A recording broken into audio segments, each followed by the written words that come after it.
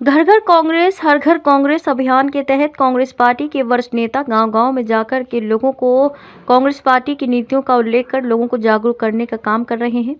इस कार्यक्रम में सभी वरिष्ठ नेताओं की ड्यूटियां लगाई गई हैं। इसी अभियान के तहत पूर्व में मंत्री रहे भीमसेन मेहता आज इंद्री हल्के गांव इस्लामनगर व ननहेड़ा में पहुंचे, जहां पर लोगों ने उनका फूल मालाओं से स्वागत किया।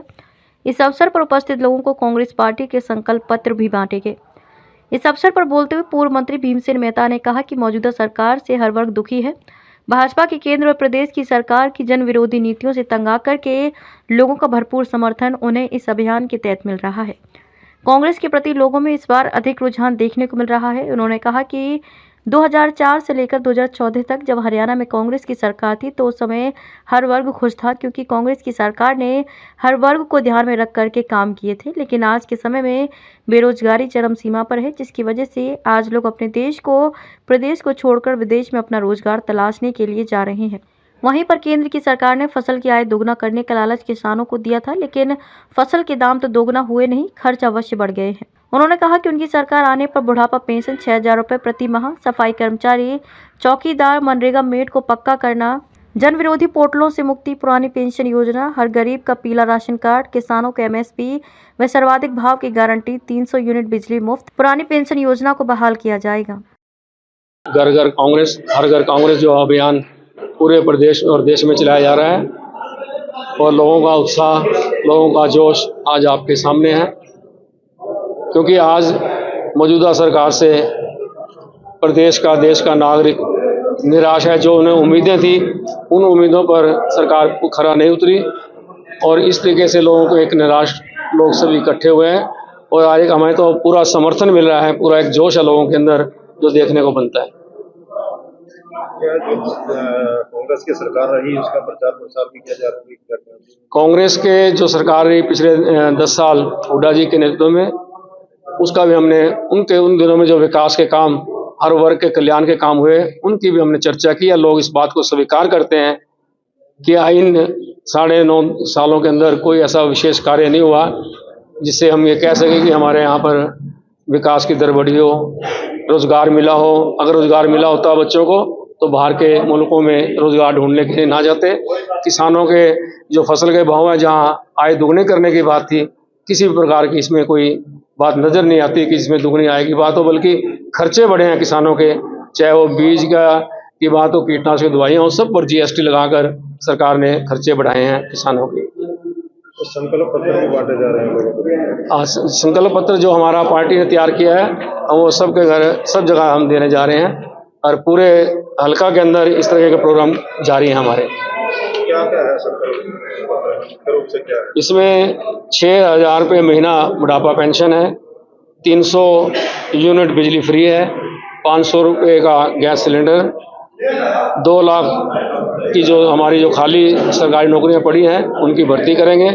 गरीब व्यक्तियों को जो 100 गज के प्लॉट देने बंद कर दिए गए हैं, पिछली सरकार हुड्डा जी के नेतृत्व में दिए थे, उस स्कीम को दोबारा लागू करते हुए इसमें प्लाट और 3.5 लाख की लागत से 2 कमरों का हम मकान बना कर देंगे। किसानों को MSP और सर्वाधिक भाव की गारंटी देंगे। सफाई कर्मचारियों को, उनका जो चौकीदार हैं, मनरेगा हैं, उनको जो लोग हैं उनको पक्का करेंगे। BC की जो क्रीमी लेयर है, आय सीमा 6 लाख से बढ़ाकर 10 लाख करेंगे। नशा का जो एक बुरा चल रहा है दौर, उसको दूर करेंगे। जन विरोधी पोर्टलों से मुक्ति, जो आज हर चीज़ लाइन में होती है वो लाइन बंद करेंगे, सीधा जैसे पहले था वैसा होगा। हर एक गरीब को पीला राशन कार्ड, जो हमारे पदक लाओ पद पाओ की नीति थी, उसको दोबारा हमारी सरकार आएगी लागू करेंगे। विश्व स्तरीय शिक्षा और स्वास्थ्य विभाग मुफ्त होगा। पुरानी पेंशन योजना जो OPS है उसको दोबारा से लागू करेंगे। विकास और निवेश में फिर हरियाणा बनेगा नंबर 1। ऐसा हमारे पार्टी का हमारा एक विचार है, हमारे पार्टी का फैसला है, सभी हमारे नेताओं का ये फैसला है। विजय भाई, आज गांव इस्लाम नगर के अंदर हमारे बड़े भाई आदरणीय भीमसेन मेहता जी, हमारे भाई सचिन बुडनपुर जी, यादविंदर शोरान जी, रोहित शोरान जी, गोल्डी जी, प्रशांत अरोड़ा जी, वीरू जी, बलबीर जी, सोलके जी, तमाम साथी यहाँ पे पहुँचे आदरणीय भीमसेन मेहता जी ने हमारा कांग्रेस पार्टी का संकल्प पत्र वो पढ़ के सुनाया।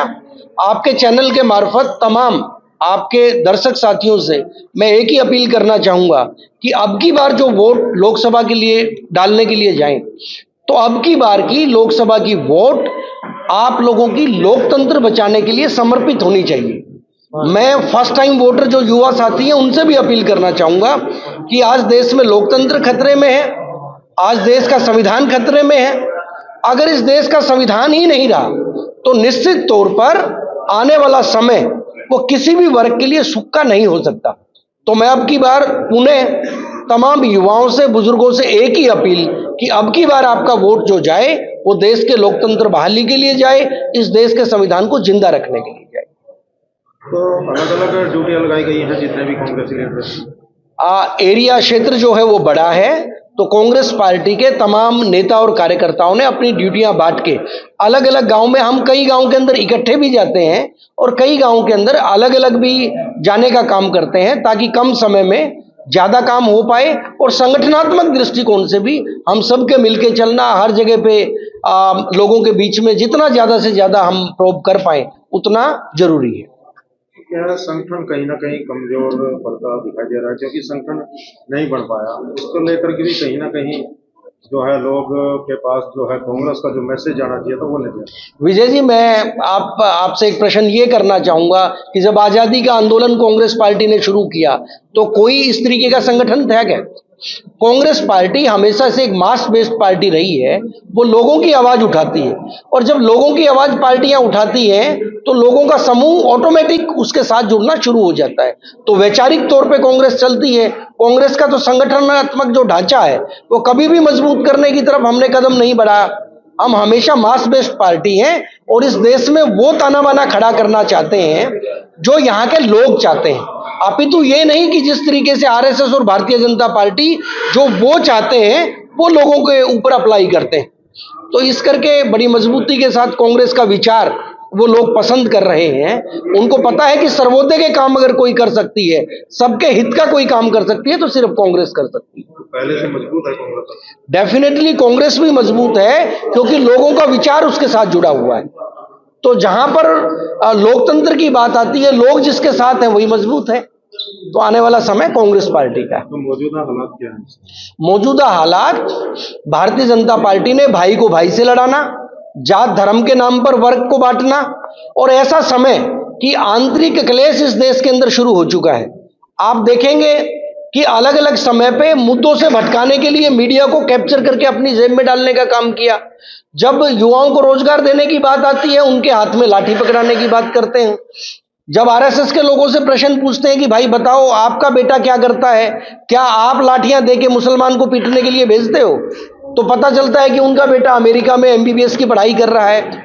एक गरीब तबके को, एक मजदूर किसान तबके को बहकाने का काम वो आरएसएस और भारतीय जनता पार्टी कर रही है और निश्चित तौर पे ये सपना उनका कांग्रेस के रहते सफल होने वाला नहीं।